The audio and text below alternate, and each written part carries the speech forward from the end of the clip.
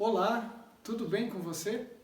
Nós estamos hoje muito felizes com a oportunidade de receber você aqui para assistir a mais um episódio dessa série tão especial que a gente tem estudado, cujo tema geral é o livro de Daniel, do passado para o futuro.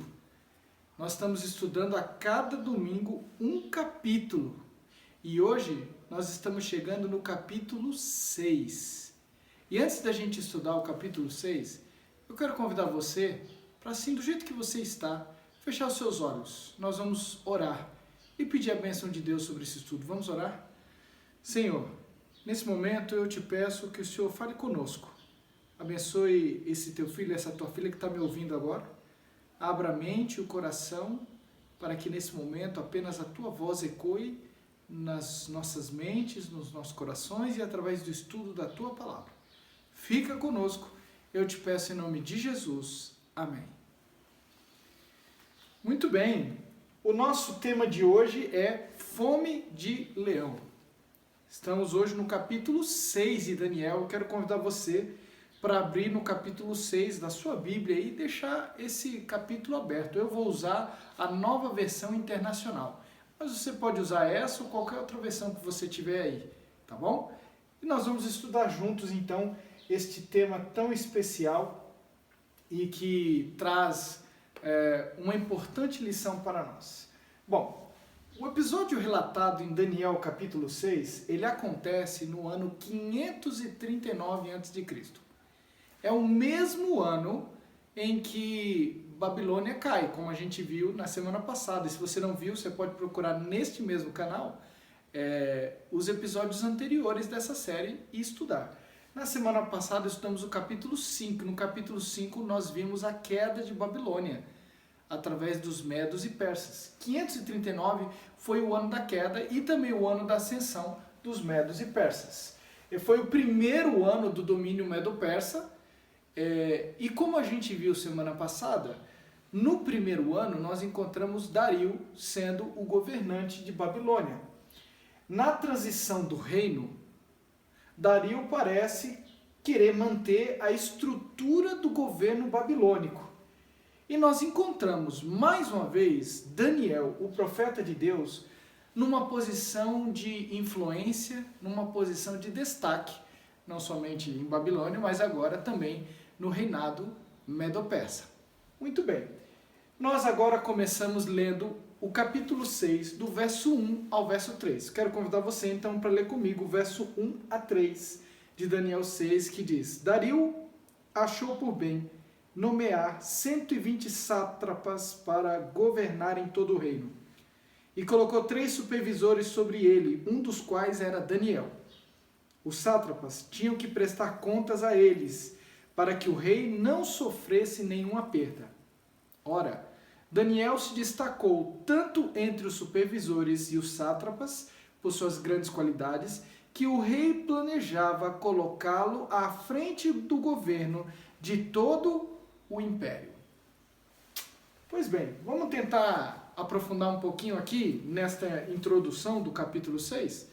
Primeira coisa, nós encontramos um Daniel que foi promovido mais uma vez. Daniel era um estrangeiro, mas era um estrangeiro aliado. Talvez o rei tenha ouvido falar de como Daniel tinha agido no passado, de como Daniel tinha se destacado no governo babilônico, e também ele viu como Daniel se destacava guiando e governando as responsabilidades que sob suas mãos eram colocadas. Aqui nós temos uma interessante conotação, né? Deus coloca os seus filhos em destaque no mundo, seja ele profissional, pessoal, entre outros, para que a gente seja luz para o seu reino. Não é interessante isso? Com certeza, por trás do sucesso de Daniel está a ação de Deus, o poder de Deus. Mas por que Deus dá a Daniel determinado destaque? Não é para que Daniel se promova a si mesmo, mas para que Daniel promova o seu reino. Talvez hoje eu estou falando para alguém que recebeu uma promoção. Louvado seja Deus por isso, né? Talvez eu estou falando para alguém que tem uma posição de destaque perante a sociedade. Escuta a lição que vem do livro de Daniel. Deus coloca você em posição de destaque, seja no campo profissional, pessoal ou mesmo no status perante a sociedade, para que você seja um promotor do seu reino, do reino de Deus. Muito bem, esse capítulo fala da cova dos leões. E é interessante notar que a experiência de Daniel no capítulo 6 é extremamente semelhante com a dos amigos de Daniel no capítulo 3, o episódio da fornalha ardente. Ao longo desse estudo, a gente vai perceber isso, as semelhanças que tem entre o capítulo 6, que é a história da Cova dos Leões, que a gente vai ver hoje, e o capítulo 3, que é o episódio, então, da fornalha de fogo. E por fim, assim como no capítulo 3, Daniel é honrado, os 3 amigos de Daniel são honrados e logo em seguida são provados. Toda honra precede a prova. Toda honra precede a prova. Vamos agora para o verso 5. O verso 5 diz o seguinte: finalmente estes homens, os homens que estavam sob a tutela, sob a responsabilidade de Daniel, começaram a ficar com inveja dele e começaram a buscar motivos para enfraquecê-lo, para tirá-lo da posição de influência. E no verso 5 nós encontramos o seguinte: finalmente esses homens disseram: jamais encontraremos algum motivo para acusar esse Daniel, a menos que seja algo relacionado com a lei do Deus dele. Olha que coisa interessante. Daniel, ele tinha na sua vida, nos seus costumes, nos seus hábitos, nas suas palavras, um exemplo tal que a única maneira, o único ponto onde eles poderiam atacar a pessoa de Daniel era através da sua fé. E ainda assim, o ataque dos inimigos de Daniel, né, estava pautado nas diferenças. A diferença incomoda. Às vezes eu percebo muitos supostos cristãos dizendo que a gente tem que ser parecido com o mundo para que a gente possa fazer a diferença no mundo. Ora, é impossível nós como cristãos buscarmos a aparência do mundo para influenciarmos o mundo. É nas diferenças que a gente incomoda, é nas diferenças que a gente faz a diferença. Portanto, Daniel, ele não tinha nenhum motivo pelo qual pudesse ser atacado. Então, esses perseguidores de Daniel percebem que o único caminho, o único lugar onde eles podiam atacar Daniel era na questão da religião. O verso 7 até o verso 10 diz o seguinte: todos os supervisores reais, os prefeitos, os sátrapas, os conselheiros e os governadores concordaram em que o rei deve emitir um decreto ordenando que todo aquele que orar a qualquer deus ou a qualquer homem nos próximos 30 dias, exceto a ti, ó rei, seja atirado na cova dos leões. Agora, ó rei, emite o decreto e assina-o para que não seja alterado conforme a lei dos medos e dos persas, que não pode ser revogada. E o rei Dario assinou o decreto.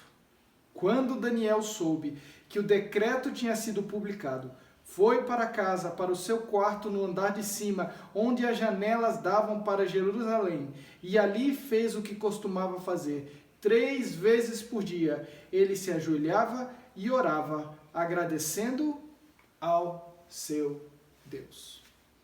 Aqui tem alguns dados interessantes. O primeiro dado que eu quero ressaltar aqui é quando o texto fala dos decretos dos medos e persas. O decreto dos medos e persas, conforme a gente leu aqui, ele não podia ser alterado. Existe um outro episódio na Bíblia onde a gente pode fazer um paralelo com isso. É na história de Esther. O livro de Esther mostra esse princípio medo-persa no qual uma lei não pode ser revogada. Né? Você lembra a história de Esther, onde foi feita uma lei de destruição dos judeus, e o rei se arrependeu, mas não podia revogar esta lei. Existe também na literatura extrabíblica, ou seja, literatura que está fora da Bíblia, a história de um homem que foi condenado, né, e foi acusado erradamente. Dentro do reinado medo-persa, né, ele foi acusado erradamente, mas aí tem um detalhe, ele conseguiu provar a sua inocência. No entanto, mesmo com a sua inocência provada, ele foi executado, porque conforme a gente viu aqui, uma lei medo-persa não podia ser alterada, não podia ser revogada. Muito bem, então o rei edita uma lei onde aqueles, durante 30 dias, não podiam orar a outro Deus ou a outro homem que não fosse o rei. E esta lei confrontava e atingia diretamente a Daniel. E aí nós encontramos um fato interessante. A primeira coisa que Daniel faz quando fica sabendo desta lei é ir para a sua casa e fazer o que ele já está acostumado. Ele vai para a sua casa para orar. Daniel, ele tinha o costume de orar 3 vezes por dia diante da sua janela. Ora, ele não ora por causa da provação. Aqui tem um fator muito interessante. Ele não vai orar porque ele está em perigo. Ele ora porque é seu costume. Ele apenas está mantendo o costume. Agora, para pensar comigo. Não há nenhum pecado em Daniel orar escondido. E Daniel podia orar escondido. O próprio livro de Mateus fala, né, que Deus... quando você tem algum pedido, você entra no seu quarto e fecha a tua porta e ora em segredo. Não havia nenhum problema de orar em segredo, mas por que mesmo com a lei, Daniel não muda o seu hábito e continua orando com a janela aberta? Bom, Daniel não quis mudar a sua rotina por achar que isso era mostrar publicamente que o rei é maior do que Deus. Ou seja, ele iria demonstrar, através das suas atitudes, que a maneira do rei proceder tinha razão. Ele iria atestar que o rei era maior do que Deus. Para Daniel, não bastava apenas ser cristão. Ele também precisava parecer com o cristão. Não bastava apenas ser cristão, mas ele precisava parecer cristão. E para ele, mudar a sua rotina era se submeter à ordem que havia sido dada contra a sua espiritualidade, contra a sua religiosidade. Muito bem. Sobre as orações de Daniel. Daniel orava e agradecia. A sua oração era baseada, portanto, na fé e na esperança. É interessante que o texto diz que Daniel, ele reconhece o que Deus faz, porque todos os dias ele agradecia, mas ele se submete ao que Deus iria fazer. Ele reconhece o que Deus faz e se submete ao que ele iria fazer. Olha que coisa interessante. E as nossas orações, elas precisam ter a mesma estrutura. Orar não é exigir a Deus o que eu quero. Orar é me ajudar a enquadrar na perspectiva de Deus. Orar é reconhecer a escassez por um lado e a abundância da graça de Deus por outro. Eu oro para receber graça e eu agradeço porque eu recebi graça. Oração, portanto, é me enquadrar no plano de Deus. Não é exigir nada de Deus. E aqui tem um fator interessante. Os horários que Daniel orava, né, orava 3 vezes ao dia, eles coincidiam com os horários do sacrifício. E ele, quando orava, ele orava virado para Jerusalém. Não havia nada de idolatria nisso. Mas ao ele orar nos horários do sacrifício e ao ele orar virado para Jerusalém, a sua oração passa, portanto, a denotar sacrifício. E no final das contas, é isso que é oração. Oração é sacrifício. Oração é entrega, é submissão. Nós chegamos agora no verso 16. E o verso 16 diz o seguinte: então o rei deu ordens, e eles trouxeram Daniel e jogaram na cova dos leões. O rei, porém, disse a Daniel que o seu Deus, a quem você serve continuamente, o livre. Taparam a cova dos leões com uma pedra, e o rei a selou com seu anel selo, e com os anéis dos seus nobres, para que a decisão sobre Daniel não se modificasse.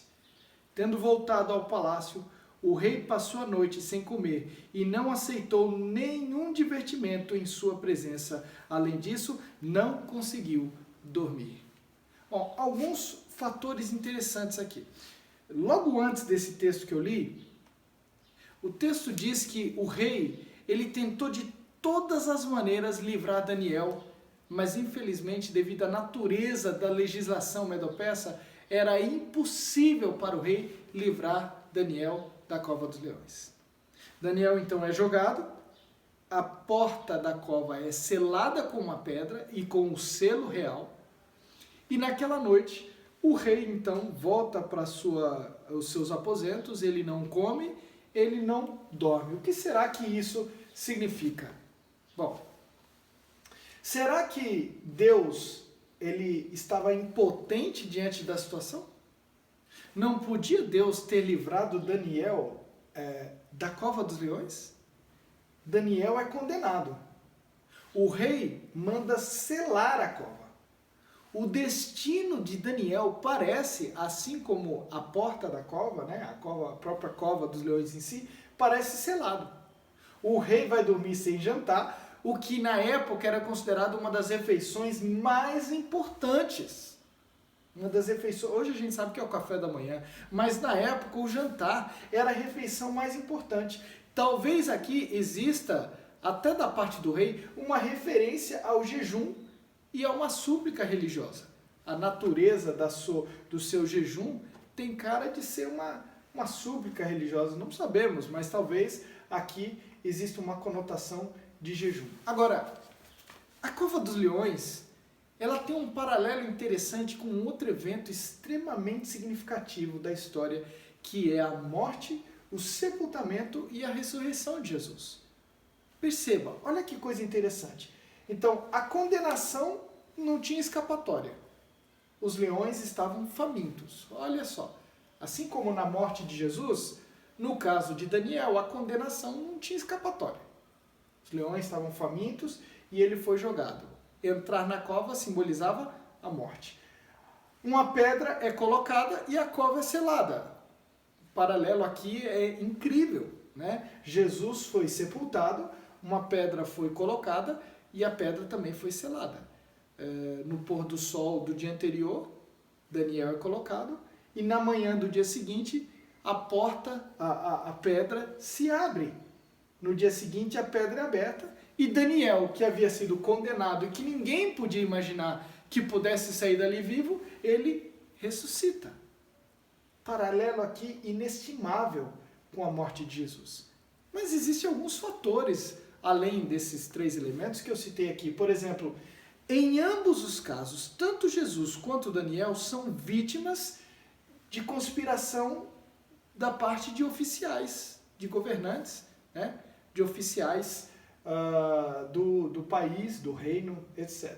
Em ambos os casos, as tentativas de salvá-los são ineficazes, são vãs. Né? No caso de Jesus, Pilatos tenta salvá-lo colocando Barrabás no lugar, e no caso do rei, a Bíblia diz que ele tentou até a noite para tentar livrar Daniel, mas não conseguiu. Em ambos, forças políticas foram invocadas para justificar a morte por motivos religiosos. Olha que fator interessante. Em ambos os casos, as forças políticas, olha aqui a união da política com a religião, mais uma vez a gente vê aqui, né, esse elemento que a gente vai ver a partir de agora, né, porque no capítulo 6 nós encerramos a parte histórica de Daniel, né, e a partir do capítulo 7 nós entramos na parte especificamente profética de Daniel. E aí nós vamos ver dentro da parte profética, os perigos da união entre o Estado e a religião. E aqui nós encontramos, tanto no caso de Daniel quanto no caso de Jesus, foram invocadas forças políticas para justificar morte por motivo religioso. A tumba foi selada e o leão, em alguns textos do livro de Salmos, você pode ver aqui, eu citei Salmo 22, 13 e 21, Salmo 57, 4 a 6, Salmo 91, 9 a 13, o leão aparece como símbolo do poder da morte. Então veja você, o leão ou a morte não prevaleceu nem sobre Daniel e nem sobre Jesus. Muito bem. Daniel é jogado dentro da cova dos leões e aí nós lemos o resultado disso. Logo ao alvorecer, o rei se levantou e correu para a cova dos leões. Quando ia se aproximando da cova, chamou Daniel com voz que revelava aflição. Daniel, servo do Deus vivo, será que o seu Deus, a quem você serve continuamente, pôde livrá-lo dos leões? Daniel respondeu, ó rei, vive para sempre. O meu Deus enviou seu anjo que fechou a boca dos leões. Eles não fizeram mal algum, pois fui considerado inocente à vista de Deus.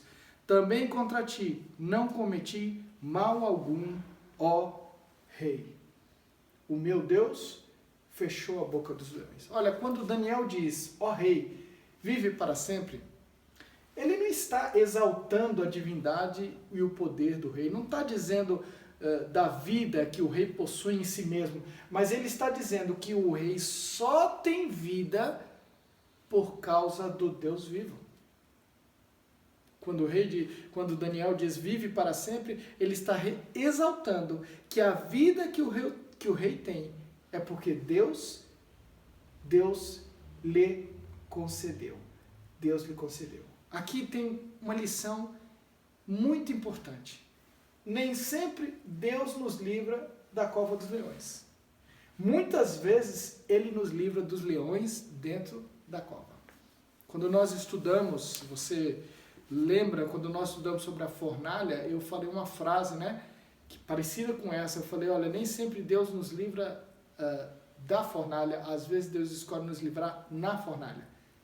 Esta frase, ela é parecida, mas ela amplia um pouquinho esse conceito. Nem sempre Deus nos livra da cova dos leões, mas às vezes Ele nos livra dos leões dentro da cova. E foi isso que Deus fez.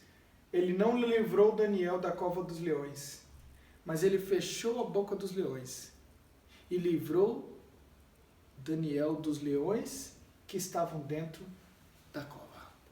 E aí nós chegamos no verso 24 até o verso 28, encerrando assim um capítulo que diz, e por ordem do rei, os homens que tinham acusado Daniel foram atirados na cova dos leões, junto com suas mulheres e os seus filhos, e antes de chegarem ao fundo, os leões os atacaram e despedaçaram todos os seus ossos. Então o rei Dario escreveu aos homens de todas as nações, povos e línguas de toda a terra, paz e prosperidade. Estou editando um decreto para que em todos os domínios do império os homens temam e reverenciem o Deus de Daniel, pois ele é o Deus vivo e permanece para sempre o seu reino. O seu reino não será destruído, o seu domínio jamais acabará. Ele livra e salva, faz sinais e maravilhas nos céus e na terra. Ele livrou Daniel do poder dos leões. Assim, Daniel prosperou durante os reinados de Dario e de Ciro, o persa. Que coisa interessante. Quando Daniel é liberto, o rei agora ordena que os seus acusadores sejam jogados dentro da fornalha. Fornalha não, dentro da cova dos leões. E aqui tem um fator muito interessante. Antes que eles cheguem no chão, eles são devorados pelos leões. E esse fato atesta de maneira ainda mais forte o milagre que Daniel passou. Alguns poderiam dizer, os leões não atacaram Daniel porque haviam sido bem alimentados, uma jogada que o rei usou para poder salvar Daniel. Mas isso não é verdade. Veja você que quando os acusadores foram jogados dentro da cova dos leões, antes que cheguem no chão, os leões haviam despedaçado eles, o que mostra que os leões estavam famintos. Uma pergunta que surge é, por que os familiares foram condenados junto com eles? Existe aqui uma tentativa... De acordo com Flávio Joséfo, os acusadores de Daniel teriam questionado a autenticidade do milagre, sugerindo que os leões tinham sido bem alimentados para ignorarem Daniel. É o que eu falei agora há pouco. As famílias são condenadas juntas para que não haja vingança. Então o rei, para que não provoque vingança da parte dos familiares, ele condena os seus acusadores, os acusadores de Daniel, e condena também todos os familiares para que futuramente seus familiares não venham a se vingar. Então o rei faz um novo edito. Você percebeu o contraste entre o primeiro edito e o segundo edito? No primeiro edito, o rei assina dizendo que todos devem adorar a ele. No segundo edito, Deus é exaltado como Criador, o Deus vivo, e Salvador, o Deus que salva, e Rei, o seu domínio jamais acabará. Que coisa! Deus é exaltado como Criador, Salvador e Rei. Aqui termina a parte histórica do livro de Daniel, pautando como pano de fundo a profecia de Daniel 2. Mas aqui, no capítulo 7, começa a parte profética de Daniel, que tem como pano de fundo a história do mundo até o final. Ou seja, até aqui, o livro de Daniel ressalta a história, tendo como pano de fundo a profecia que foi dada a Nabucodonosor. A partir daqui, o livro de Daniel ressalta a profecia, tendo como pano de fundo a história a ser escrita, desde essa época até o final dos tempos. Muito bem. Que lições nós podemos tirar, então, dessa história? Primeira lição, não podia ser outra, está relacionada com o hábito da oração. Orar é uma necessidade diária. Não somente quando a gente passa por tribulação. A gente precisa desenvolver o hábito de orar. Não orar quando a gente está preocupado, mas orar como uma maneira, como um hábito, como uma maneira de viver, como algo sem o qual a gente não pode sobreviver, como a respiração da alma. Segunda lição, Deus permite que a gente fique em destaque no mundo para que a gente seja luz para o seu reino. Quero que você sempre lembre disso. Toda vez que você for promovido, toda vez que você for colocado numa posição de maior influência, de maior destaque dentro da tua empresa, dentro da escola onde você trabalha, dentro da instituição que você participa, toda vez que você é promovido, que você é colocado num lugar de destaque, Deus faz isso para que você seja luz para o seu reino. Terceira lição, Deus nunca prometeu que a gente não teria provação, mas Ele prometeu que Ele estaria conosco em cada uma das nossas dificuldades e das nossas provações. Deus nunca prometeu que você não passaria por problemas, mas Ele prometeu que Ele estaria do seu ladinho, junto com você, em todos os problemas que você passar. E por fim, queridos, eu quero que você lembre uma coisa. Deus cria, Deus cuida, Deus salva. Não há outro Deus que nós podemos confiar que não seja o Deus vivo. Lições maravilhosas que a gente vê nesse capítulo. Talvez nesse momento eu esteja falando para alguém que está enfrentando o leão, está enfrentando dificuldades, está se sentindo angustiado na cova dos leões, em perigo, preocupado, achando que Deus o abandonou, Que lições maravilhosas podemos tirar desse capítulo que estudamos? Saber que nós temos um Deus que cuida, que cria, que salva, que restaura, que protege e que tem um plano para a sua vida e para a minha vida. E hoje, através da oração, através da vida de devoção, de uma vida de sacrifício, você pode dedicar o seu coração para Ele, para que Ele possa escrever a história da sua vida. Eu quero orar com você nesse dia, quero pedir que Deus o proteja, o ajude, te dê força e no tempo certo, na hora certa, Ele tire os leões da sua vida para que você possa ser uma testemunha do seu reino, onde quer que você for. Feche seus olhos, vamos orar? Senhor, obrigado, Pai, porque neste momento tem um filho, uma filha que está orando e é por ela, por ele que eu estou intercedendo nesse momento, Senhor Deus. Talvez esteja enfrentando dificuldades, angústias, provações, assim como Daniel, Senhor Deus, esteja se sentindo pressionado, os leões que estão ao seu redor querendo destruir, seja esse o leão do desemprego, seja esse o leão dos problemas familiares, seja esse o leão da saúde, seja esse, Senhor Deus, o sustento. Visita teu filho, tua filha, estende a tua mão poderosa, envia o teu anjo, Pai, para que os leões sejam repreendidos e que, Senhor Deus, de uma maneira muito poderosa, nós possamos receber os teus milagres.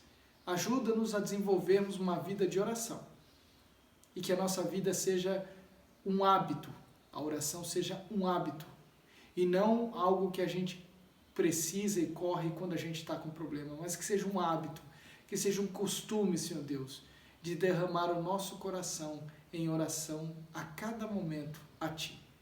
Fica conosco, dá-nos a Tua bênção e a Tua paz e nos abençoe, eu te peço em nome de Jesus. Amém.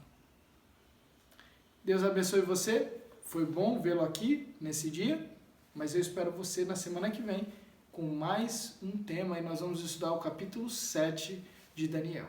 Até lá!